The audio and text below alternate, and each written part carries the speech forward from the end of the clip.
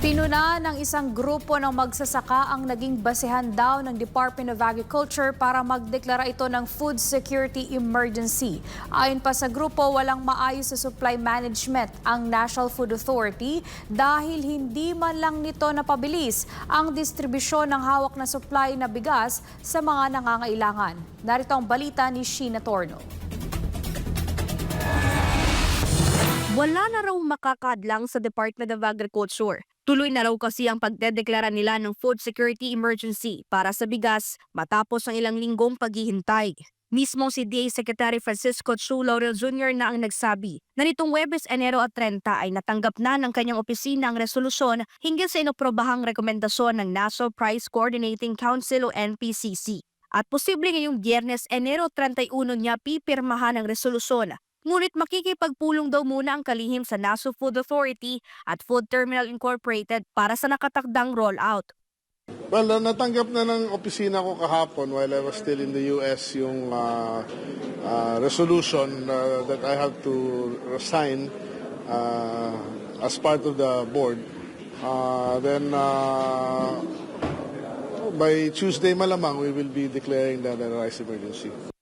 Araw ng Miyerkules kaagad ay sisimulan na ng NFA ang pagbebenta ng 300,000 na sako ng mga lumang supply na bigas na 3 buwan nang nakatenga sa mga bodega. Ibebenta raw ng NFA sa halagang 36 pesos sa mga lokal na pamahalaan ang mga aging stock na bigas at 38 pesos naman daw itong mabibili ng mga consumer. Magiging nationwide daw ang bentahan ng bigas sa mga LGU kumpara sa nauna nitong pahayag na sa NCR at iba pang kalapit lalawigan lamang.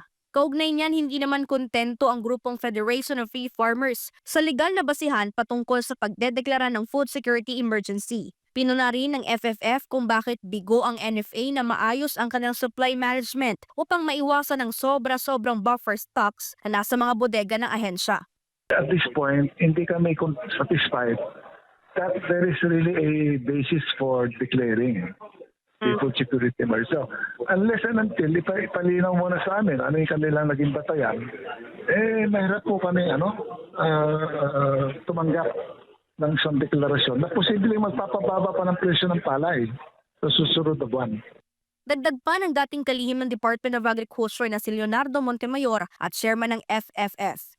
Ang mababaw na rason yun na dahilan. Dapat nga yung NFA tanungin, bakit hindi nila inayos yung kanilang stock management fund sa NFA para hindi sila humantong sa sitwasyon ngayon na sinasabi nila punong-puno ang bodega nila. Kaya hirap silang makabili ng palay ngayon.